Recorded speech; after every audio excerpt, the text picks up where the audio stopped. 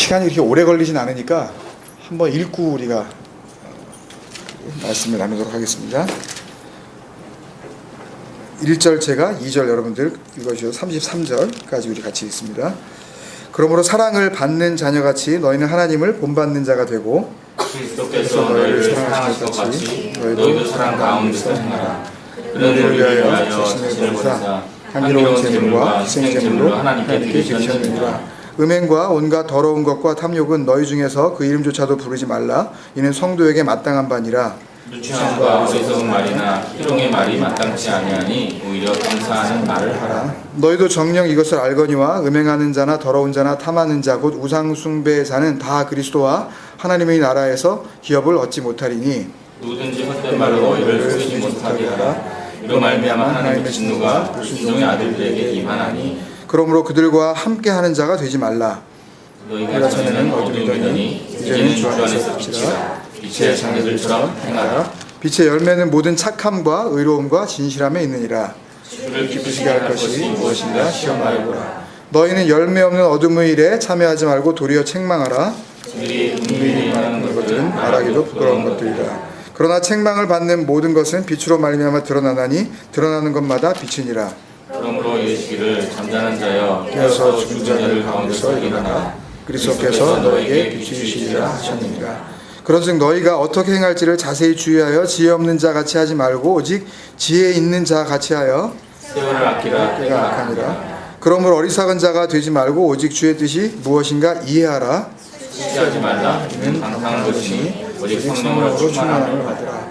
시와 찬송과 신령한 노래들로 서로 화답하며 너희의 마음으로 주께 노래하며 찬송하며 범사의 우리 주 예수 그리스도의 이름으로 항상 아버지 하나님께 감사하며 그리스도를 경외함으로 피차 복종하라.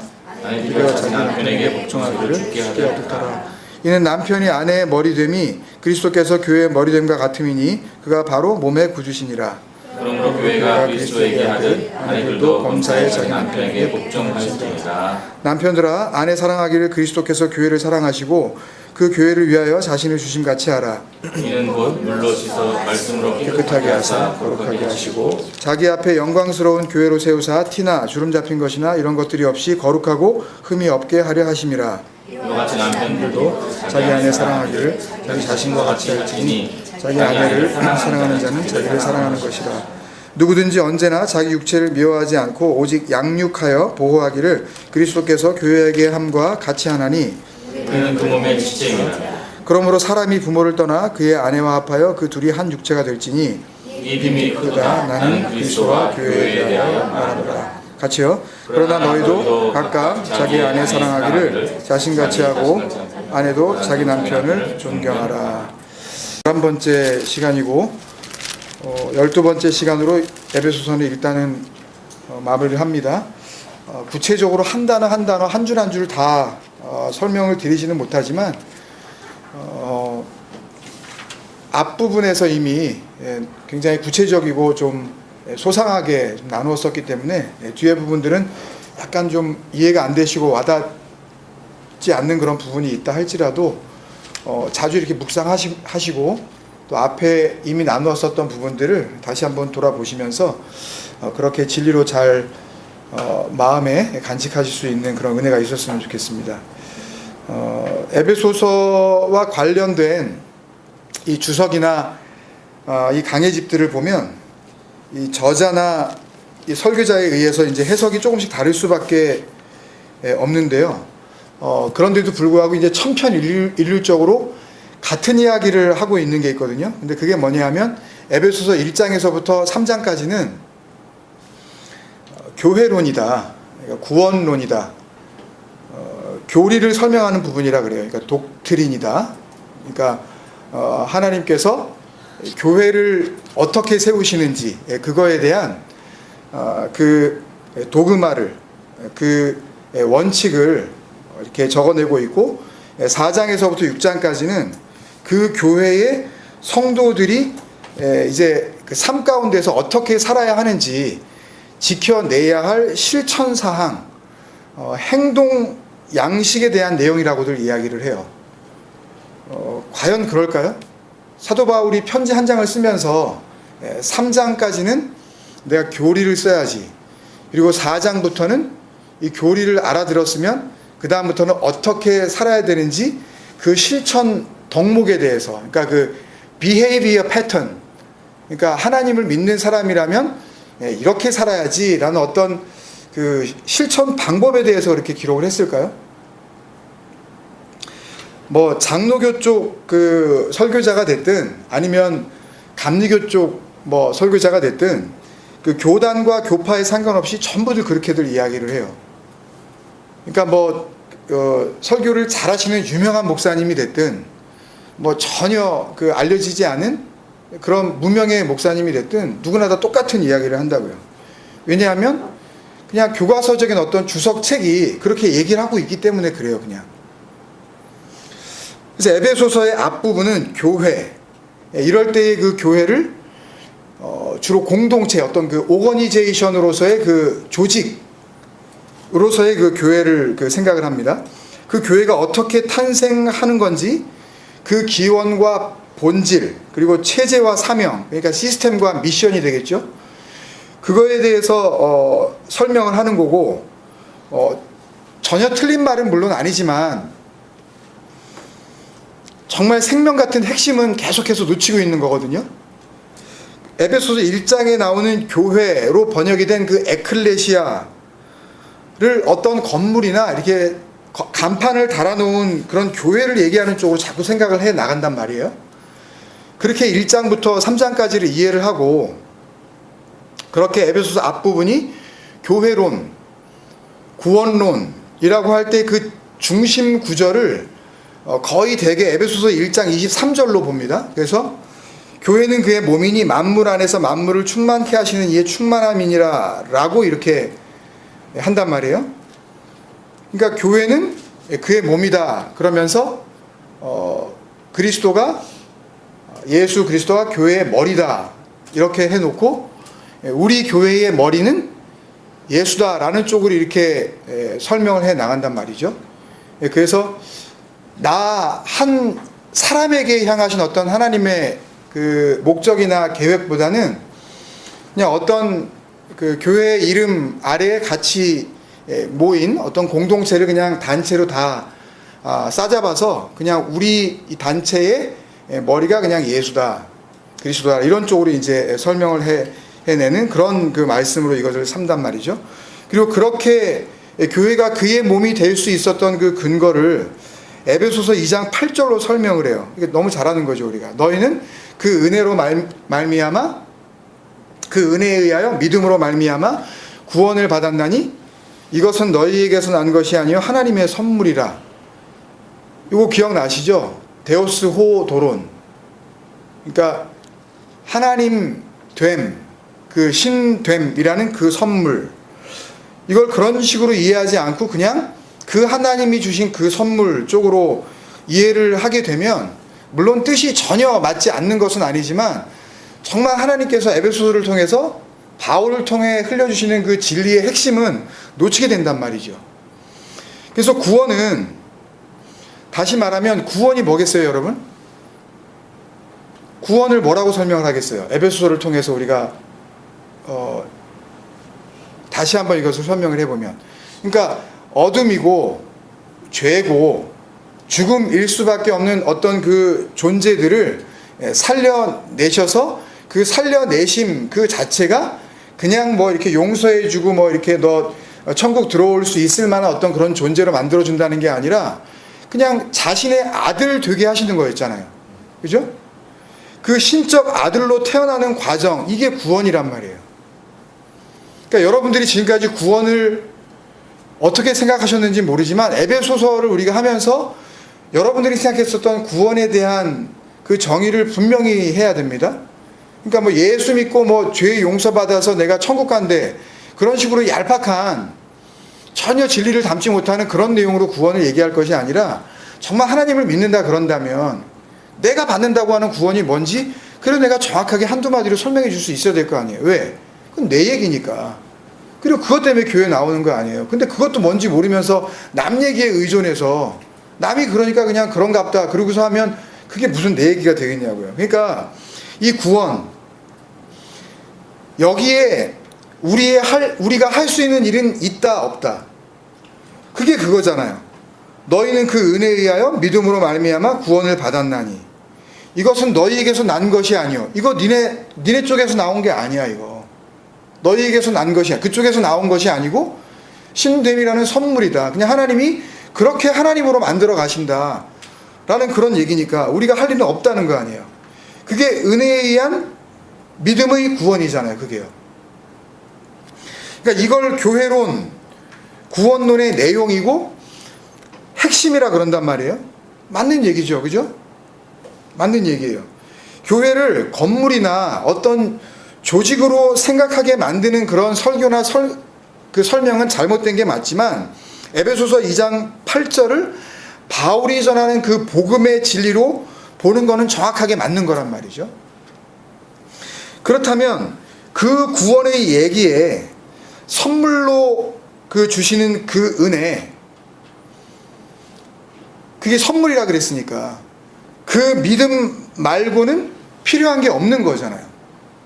된 거잖아요. 다시 한번 설명을 드릴게요. 1장부터 에베소서 1장부터 3장까지가 구원의 얘기라고 그렇게들 이야기를 하잖아요. 근데 그 구원의 얘기에 우리의 어떤 행위도 끼어 들어갈 수 있는 틈이 없다라는 게 에베소서 1장에서 3장까지 이야기하고 있는 그 진리가 이야기하는 구원의 내용 아닙니까? 은혜로 되어지는 거다. 믿음에 의해서 구원이 이루어지고 그것은 하나님이 주시는 선물이다. 그러니까 우리가 할 수 있는 거는 거기에 아무것도 없단 말이에요. 그러니까 오늘날 우리가 이야기하는, 교회에서 이야기하는 이렇게 봉사를 하다 보면 믿음이 생긴다는 둥, 그런 믿음이 과연 믿음일까요? 뭔가 일을 열심히 해가지고 이렇게 생기는 그런 그 믿음이 과연 정말 성경이 이야기하는 진리의 그 건전한 그런 믿음이 되겠냐고요. 물론 전혀 안 된다고 말할 수는 없겠죠. 그렇지만 성경은 그런 식으로 잘못된 길로 들어선 그런 그 신앙을 가지고 그런 바른 믿음이 생긴다고 약속해 주고 있지 않거든요. 진리로만 가능한 것이 그 믿음인데, 헌신, 봉사, 전도를 따라가다 보면 혹은 선교 현장에 가다 보면 그냥 믿음이 생긴다 라고 하는 그런 그 믿음과 은혜가 정말 맞는 거겠냐고요. 그리고 교회를 건축을 한다 그럴 때 그것을 작정 헌금이니 성전 건축 헌금이니 이런 식의 그 말로 호도를 해서 교회에 나오는 교인들로 하여금 뭔가 그 믿음 말고 추가적인 그런 외적 요인이 필요하다 라고 이야기한다면, 그렇다면 에베소서가 이야기하고 있는 그 구원과는 다른 이야기를 하고 있는 게 오늘날 교회 아니겠냐고요. 그러니까 에베소서가 알려주는 교회론, 구원론, 그걸 정말 믿는다면, 그걸 전적으로 동의한다면, 그게 교회론이고 그게 구원론이 맞다면, 그러면 에베소서 4장에서부터 6장까지를 교회에 속한 그 성도들이 지켜야 할 실천 덕목들이라고 그러면 앞뒤가 안 맞는 게 아닙니까? 무슨 말씀인지 아시겠어요? 그러니까 앞에서는 은혜에 의한 그 믿음으로 말미암는 그 구원이 온 세상 교회가 인정하는 독트린이다. 이게 도그마다. 그게 크리드라고 그러거든요.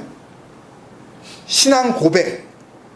우리의 신앙 고백할 때 그러잖아요. 우리의 신앙을 고백하자 그러면 그 하나님이 보내신 그 예수 그리스도로 말미암아 우리가 구원을 받는다고 이렇게 이야기를 하잖아요.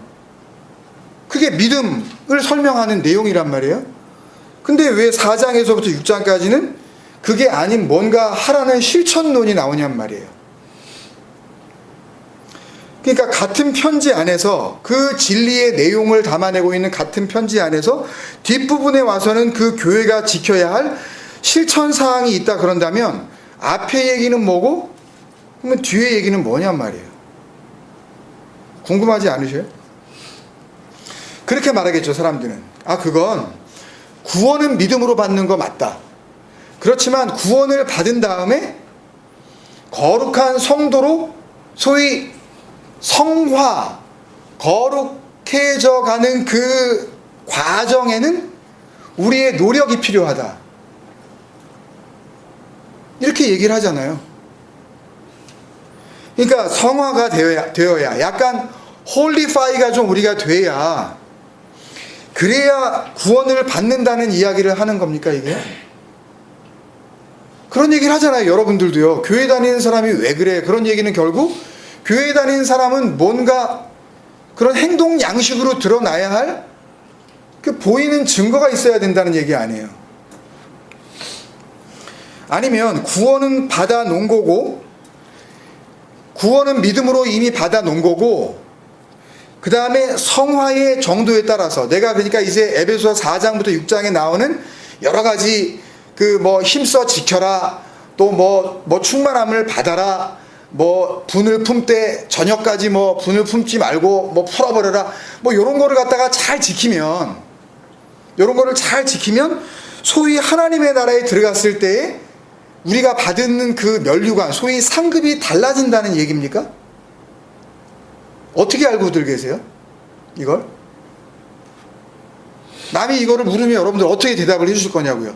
하나님 믿는다고 수년씩 수십 년씩 그렇게 시간과 노력을 기울이셨는데, 그게 맞다면 그렇게 믿음은 구원을 받는 어떤 수단이고, 일단 구원을 받아놓은 다음에 그렇게 달랑달랑하게 받는 구원이 있는가 하면 정말 성화를 잘해서, 그래서 시키는 대로 잘 실천을 한 그 사람들은 천국 문에 들어서는 순간 이게 면류관 종류가 다르다.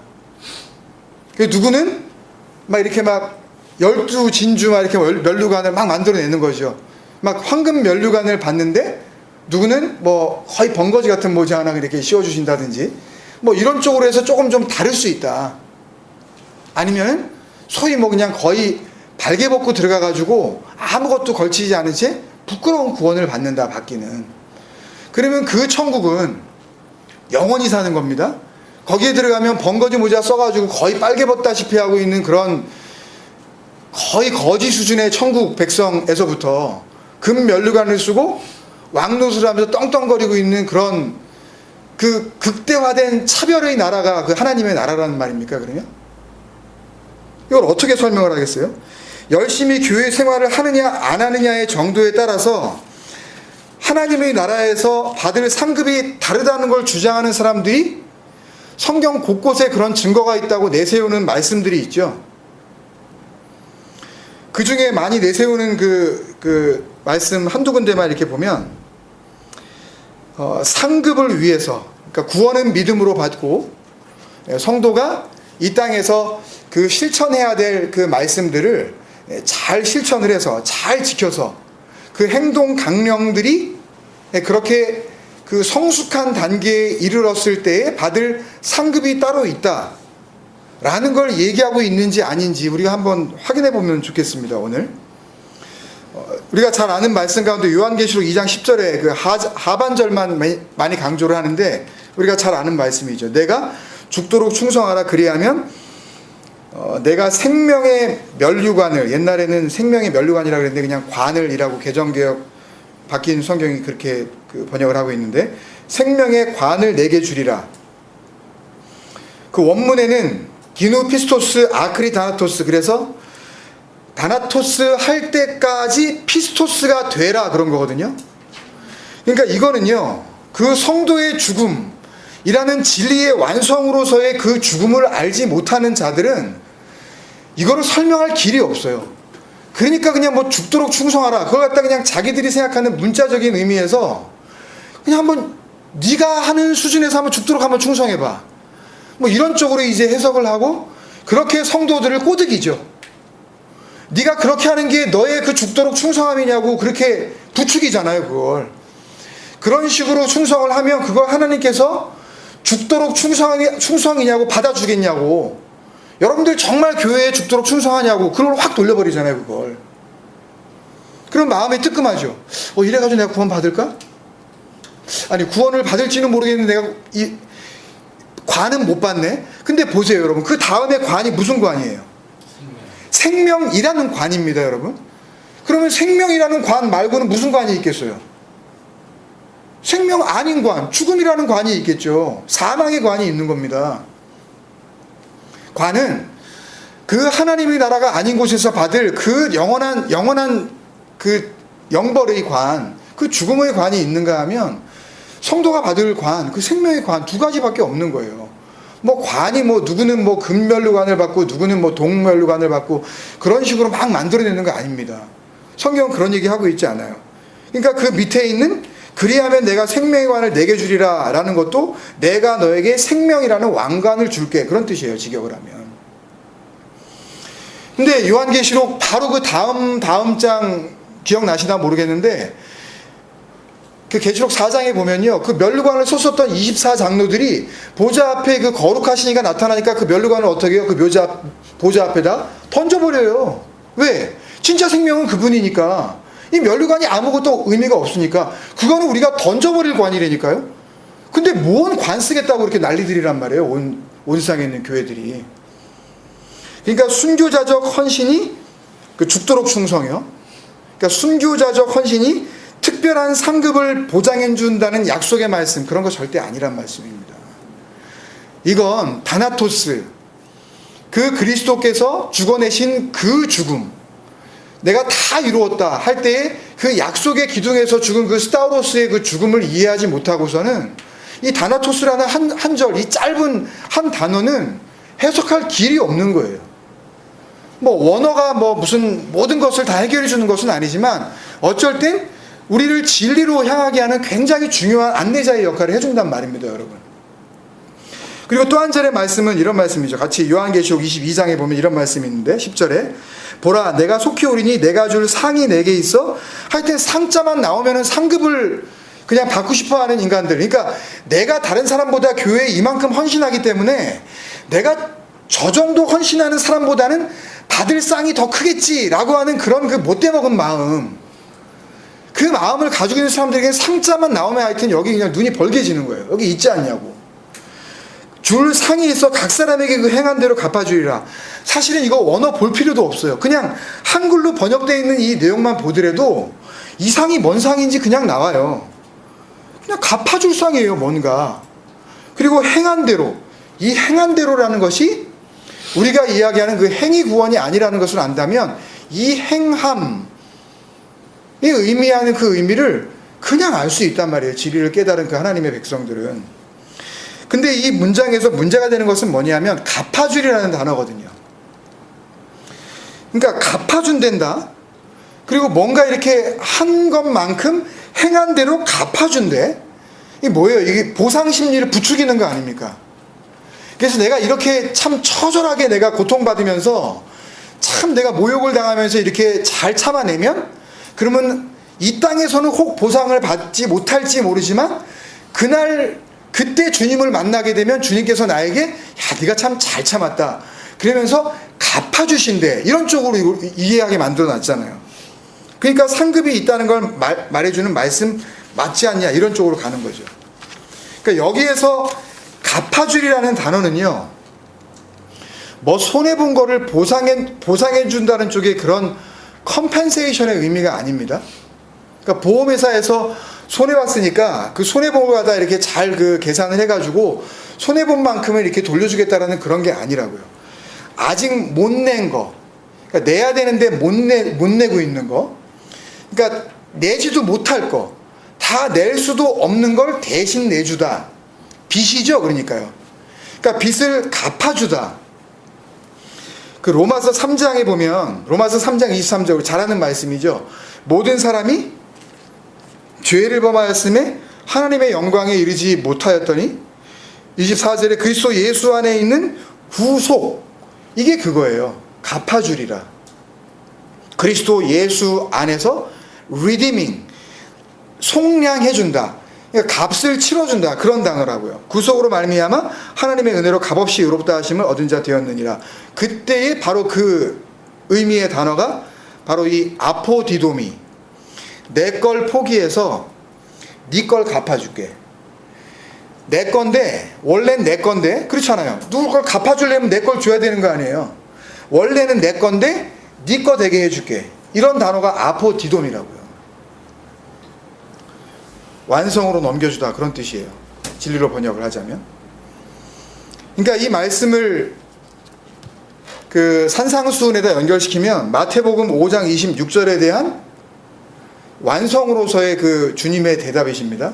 마태복음 5장 26절에 보면 이렇게 되어 있죠. 진실로 내게 이르노니 내가 한 푼이라도 남김없이 다 갚기 전에는, 한 푼이라도 남김없이 다 갚지 않으면 결코 거기서 나오지 못하리라. 이때 이 다 갚기 전에는 이라는 단어는 다 갚을 수 있는데 못 갚고 있다는 그런 의미가 아니라 갚지 못한다는 이야기예요. 너희는 그거 못 갚는다는 이야기예요. 다 갚기 전에는 이라는 말이 너희는 갚을 수 없는 뭔가가 있다는 말씀이거든요. 근데 그걸 계시록에 와서 내가 보라, 내가 속히 오리라 그러시는 거예요. 속히 그러니까는 또 그냥 무조건 주님이 빨리 오신다 그래 놓고서 지금 뭐 2000년이 다 되는데 왜 하나? 그게 아니라 반드시 온다라는 걸 갖다가 번역을 또 그렇게 해놨어요. 꼭 온다. 내가 반드시 와서 다 갚아줄 거야. 그게 계시록 22장 10절에 그 갚아주심이에요. 그러니까 상급이니, 그러니까 남과 차별된 면류관이니 그런 얘기하고는 하나도 상관없는 거라고요. 그러니까 마태복음의 말씀은, 마태복음 5장 26절의 말씀은 마태복음 5장 21절부터 시작되는 그 내용에 연결되어진 그런 말씀이거든요. 그 내용은 살인하지 말라라는 말을 너희가 들었지 라는 말로 시작되는 말씀이란 말이에요. 나중에 한번 찾아보세요. 근데 너희가 그거 못 지킨다고 말씀을 하신단 말이에요. 너희는 마음으로 미워하는 자인데 어떻게 그걸 지키니? 라고 주님께서 말씀하시는 그 내용들이 쭉 이어서 나와요. 그러니까 이 내용을 보면 마태복음 5장 26절까지의 그 내용은 뭐냐면요, 그러니까 율법 지킴이라는 그 하나님의 백성이랍시고 행동 강령을 만들어 놓고 그 실천 덕목들을 열심히 지키는 것을 가지고는 너희가 갇혀있는 바로 그 율법이라는 감옥에서 절대 빠져나올 수가 없어. 거기서 빠져나오려면 마지막 한 푼까지, 내가 한 푼이라도 남김없이 다 갚기 전에는, 그거예요. 마지막 한 푼까지, 에스카토스 코드란테스라는 단어인데요, 마지막 속전이란 뜻입니다. 완성으로서의 내가 갚아야 할 마지막 한 푼, 그런 뜻이에요. 근데 너희에게는 없는 거, 그거 에스카토스 코드란테스, 그 속전, 그 the ransom money입니다. 그러니까 이걸 갖다가 그 돈을 내야 거기서 나오는 거예요. 그 감옥에서 나오는 거예요. 그 25절 말씀이 그거를 이야기를 해요.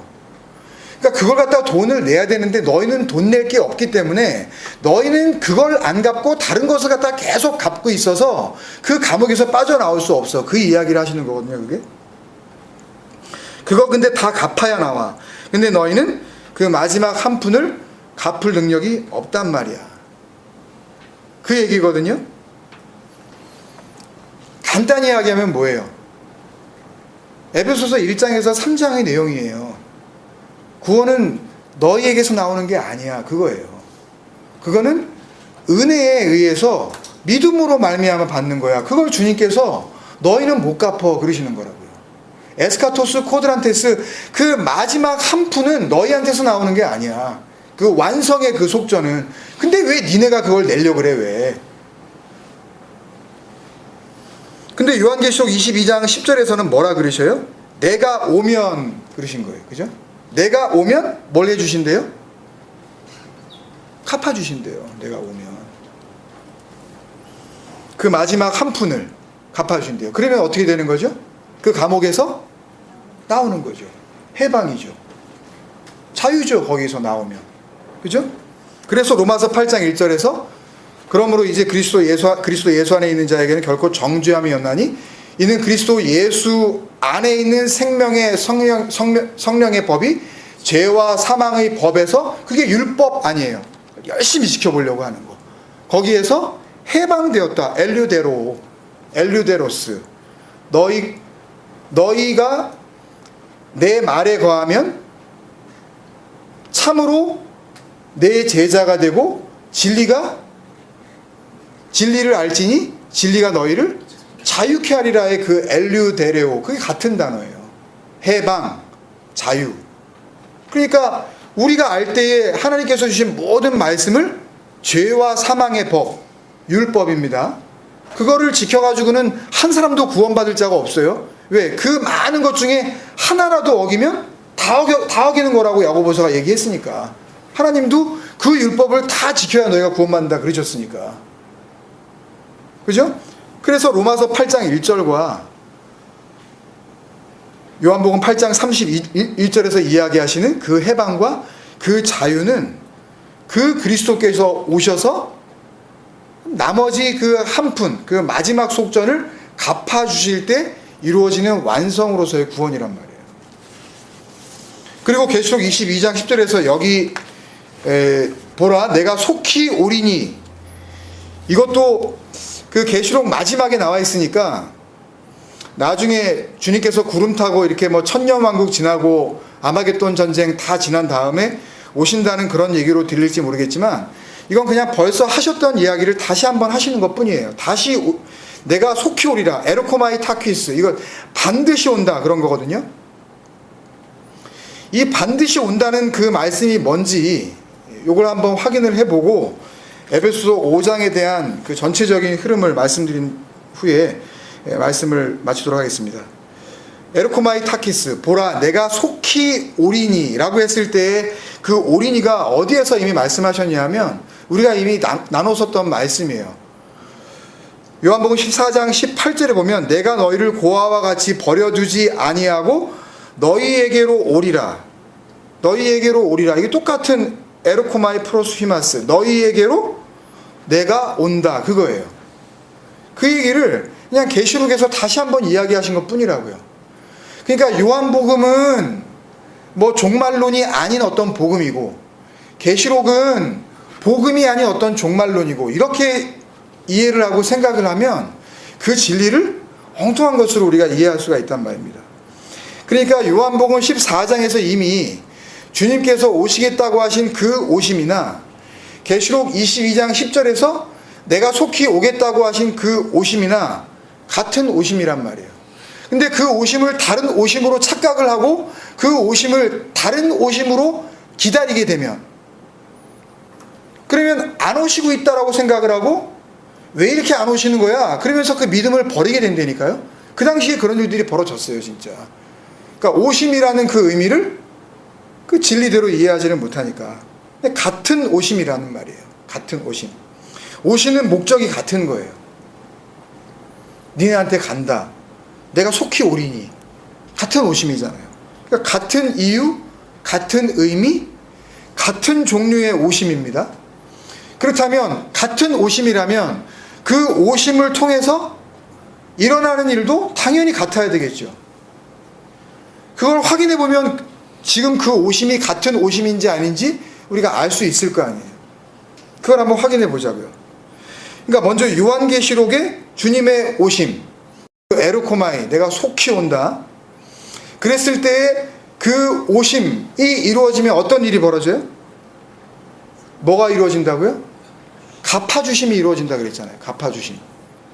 예? 아포디도미. 어떤 갚아주심이요? 그게 마태복음으로 연결을 하면 율법 지킴. 그게 뭐예요? 죄와 사망의 법이라는 그 감옥 안에 갇혀있는 상태에서는 도저히 빠져나올 수 없는, 그러니까 율법을 열심히 지키는 것 가지고는 완성할 수 없는 그 너희가 지불할 수 없는 마지막 한 푼, 에스카토스 코드란테스. 그러니까 누가복음에도요, 왜 여러분 그 가난한 과부가 와가지고 그 두 렙돈을 냈다 그러잖아요. 누가복음 12장 41, 2절쯤 될 것 같은데 거기에 보면 그 가난한 그 과부가 와서 두 렙돈 한 고드란트를 냈다 그러죠. 그게 바로 그 고드란테스의 같은 단어예요. 그러니까 그 과부는 뭘 낸 거예요? 자기의 생활비를 냈다 그러죠. 그러니까 그걸 갖다가 또 끌어다가 성도들한테 진짜 헌금은 생활비를 갖다가 그 빼내가지고 내는 겁니다. 이러면서 또 부담을 주잖아요. 그 번역이 뭔지도 한번 돌아보지도 않고 설교하는 사람들이 생활비가 뭘 뜻하겠어요? 그거 없으면 죽는 거. 그 완성으로서의 한 푼. 이게 진리예요? 그리고서 그거를 의미하려고 일부러 주님께서 그걸 이야기하신 거라니까요. 고드란테스. 그러니까 그 과부로서는 완성으로서 아버지께 드릴 수 있는 그 마지막 한 푼을 율법 지킴이 아닌 그 은혜로서 그걸 드리는 자가 되었다라고 그렇게 주님께서 설명을 한 거예요. 그러니까 많이 냈다. 누구보다 많이 냈다 그러는 거예요. 주님께서. 정말 그건 많이 낸 거죠. 그렇게 내는 자가 있다니까요. 누군가는. 그때 그 에스카토스 고드란테스예요. 완성으로서의 속전.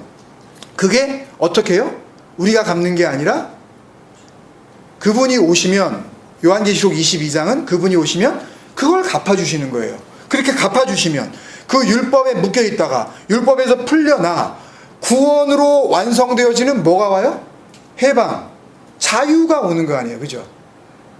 그러면 이걸 갖다가 다 이렇게 중간에 있는 걸 다 빼면 여러분들이 복잡해서 또 혼돈할 수도 있으니까, 그러면 계시록 22장의 그 오심을 통하여 이루어지는 그 완성은 뭐로 나타나는 거예요? 자유. 그러면 요한복음의 오심은요? 그 14장 18절 앞에 보면 18절에서 내가 너희에게 오리라 그래 놓고서 17절 초반에 뭐라 그러셔요? 그는 누구다 그러셔요? 그는 진리의 영이라 그러셔요. 내가 간다 그래 놓고서 진리의 말이라 그러세요. 그거를 진리의 영, 호 푸니마 호 알레테이아. 그 진리의 영이 너희에게로 오면 그러면 우리가 뭐가 돼요? 우리가 진리의 영이 되는 거라니까요. 우리가 가지고 있는 그 거짓말들, 그게 성도의 죽음 아닙니까? 아, 이게 진리네? 내가 가지고 있는 이 율법적 사고방식, 하나님이 무슨 말씀을 주고 법을 주더라도 그것을 내가 할 수 없는 은혜로 받는 것이 아니라 한번 해보겠다고, 하나님 되겠다고 하는 그 선악과를 입에 문 두 마음을 가진 자들의 그 욕심, 그 탐심, 그 음란함, 죽지 않았기 때문에 계속 그 마음이 나오는 거죠. 그 냄새나는 그 더러운 것, 그걸 가지고 뭘 하나님을 섬겨보겠다고, 교회를 뭐 어떻게 잘해보겠다고, 그걸 하나님께서 간음이라 그러는 거예요. 음란하게 행하는 거라 그러는 거라고요.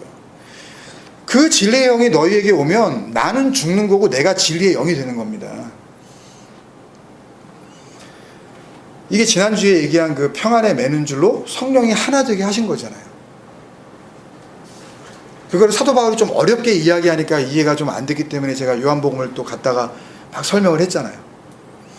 그러니까 그 상태를 진리를 안다, 진리가 됐다, 진리로 인도함을 받는다, 진리와 하나가 되었다, 이렇게 표현을 하는 거거든요.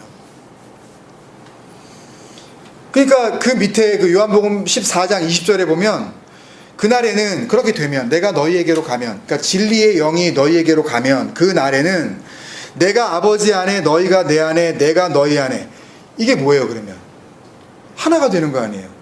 그럼 나는 없는 거 아니에요? 그럼 아버지 그분밖에 없는 거 아니에요? 이게 되는 거란 말이에요.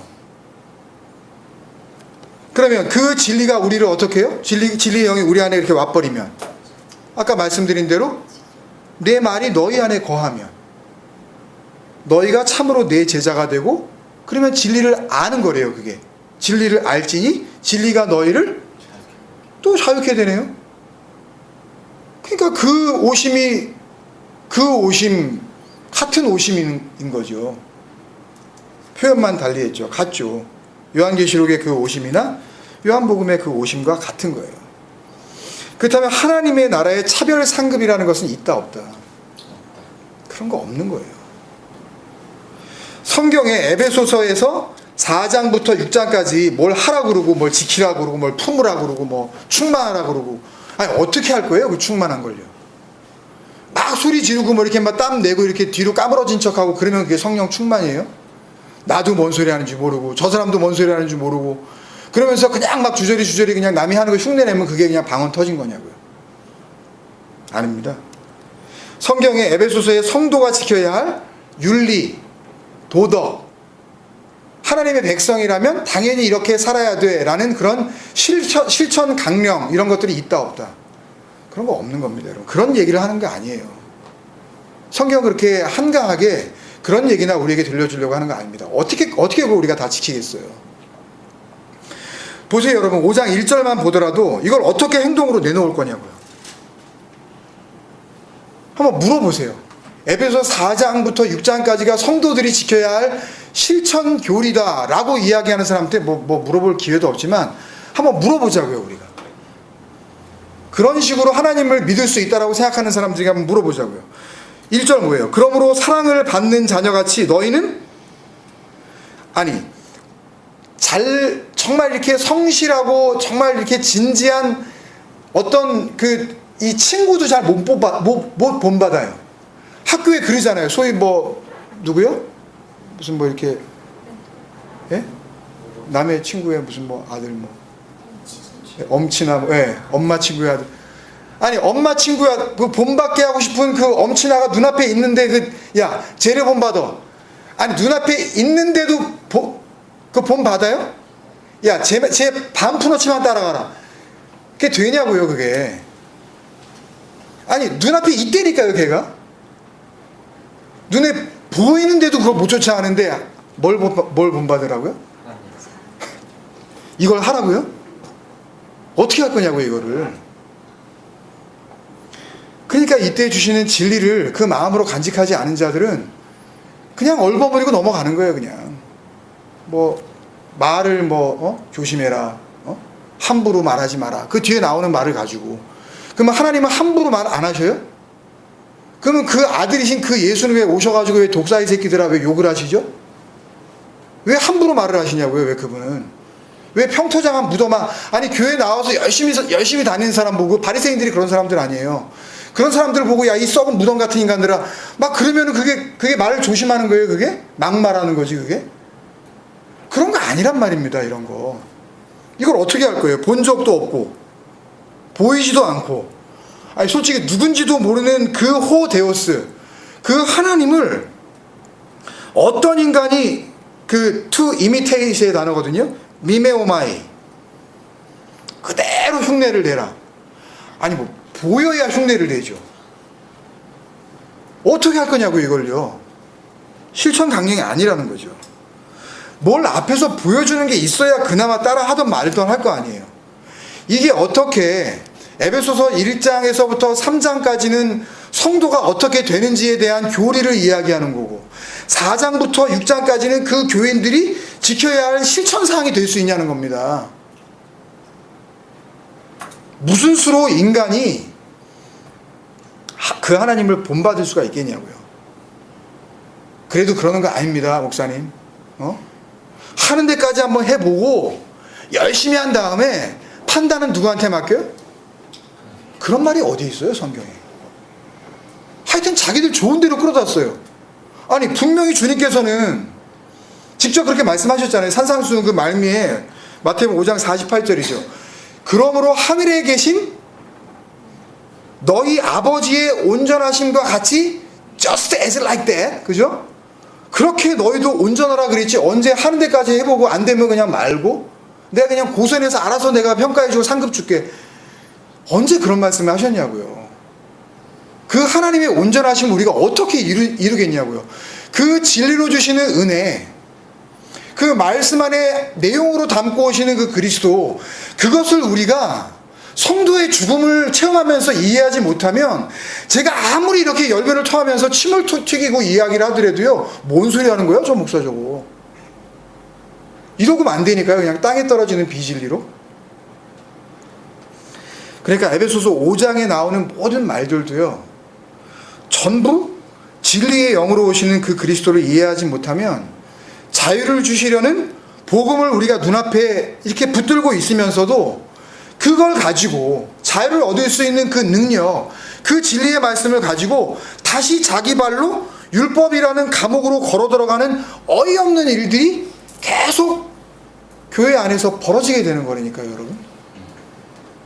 그러니까 바울이 17절에 뭐라 그래요? 5장 17절에요. 쭉 이거 해라 저거 해라 그러더니 갑자기 뭐라 그래요? 그러므로 어리석은 자가 되지 말고 오직 주의 뜻이 무엇인가 이해하라 그러잖아요. 이해하라. 그 마음으로 품으란 말이에요. 이것도요. 또 주의 뜻이 뭐였어요, 여러분? 이미 얘기했잖아요. 에베소 1장에서 누차 얘기했잖아요. 주의 뜻이 뭔지, 그 기뻐하시는 뜻이 뭔지. 대표적인 게 1장 5절이었죠. 그 기뻐하시는 뜻대로 우리를 예정하사, 예정론의 그 예정 아니라는 거 여러분 아시죠? 그 프로오리조, 하나님께서 원하시는 그 계획, 그 하나님의 목표, 예정하사 예수 그리스도로 말미암아 자기의 아들들이 되게 하셨으니. 아니, 이게 은혜고, 이게 속량이고, 이게 죄사함이고, 이게 비밀이라고 그러잖아요. 이건 모른다. 아무도 모른다. 그 7절 9절에서 계속 그러잖아요. 그러니까 사도 바울도 뭐 남편도 이야기하고 아내도 이야기하고 뭐 그런 이야기를 또 쭉 하다가 마지막에 가서 뭐라 그래요? 내가 이 얘기 뭔 얘기하는 건 줄 알겠니? 그리고서는 32절 뭐라 그래요? 이 비밀이 크도다. 나는 다른 얘기하는 거 아니야. 뭐라고요? 나는 그리스도와 에클레시아에 대해서 말하고 있는 거야. 다른 말로 오해하지 마.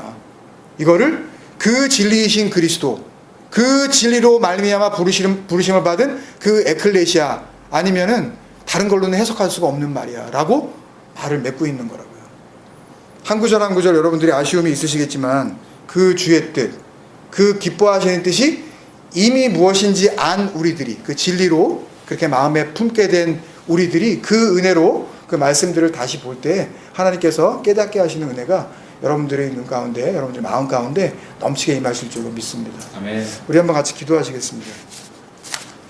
에클레시아는 이렇게 되는 겁니다, 여러분. 그냥 인간의 눈으로는 아무리 발버둥을 쳐도 알 수 없는 그 진리이기 때문에 그것을 굳이 바울은 비밀이라는 단어로 그렇게 표현을 해내고 있는 것입니다. 그가 오시지 않으면, 그가 우리에게 에르코마이, 그 진리의 영으로 오시지 않으면, 온다는 얘기는 내가 죽는다는 겁니다. 나를 죽이고 다시 살리시는데 그냥 살리지 않으시고 나에게 새 사람을 입히셔서, 그 새 사람이 누구겠습니까? 그 그리스도, 하나님의 아들, 그 힘됨이라는 자리로까지 인도하시는 그 은혜로 만드시는, 이전 것은 지나갔으니 보라 새 것이 되었다의 그 새 피조물, 우리가 창세기를 통해서 발견할 수 있는 그 바라, 그 완성으로서의 그 새 창조물, 그들을 이야기하는 거 아니겠냐고요, 여러분. 그러면 내가 누굽니까? 그 은혜를 깨달았다면. 그 마음을 가지고 우리 한번 주님 앞에 기도할 때, 사람의 눈에 보기에는 여러분 너무 보잘것 없어 보이는 그런 공동체입니다. 그렇지만 하나님께서 그런 숫자를 보시겠습니까? 인간들은 그걸 논하고 그것을 이야기하고 그걸 가지고 진리냐 아니냐를 어떻게 평가를 하고 싶어 안달이 나겠지만, 하나님은 단 한 번도 진리를 통해서 그렇게 우리를 평가하신다고 한 적이 없습니다. 그 안에 내 말이 있느냐 없느냐, 내가 너희에게 갔는데 에르코마이 했는데 그 진리의 영으로 너희가 지금 그렇게 창조되었느냐 되지 않았느냐, 그것만 하나님께서는 보시려고 합니다. 하나님, 그것이 우리 안에 품어지게 하여 주옵소서. 모든 거짓된 것을 옛사람으로 그렇게 벗어버리고 그 진리로 말미암아 새롭게 창조하시는 새 사람을 오늘도 이 말씀을 통하여 주시는 은혜로 입게 하여 주옵소서. 같이 한번 기도하면서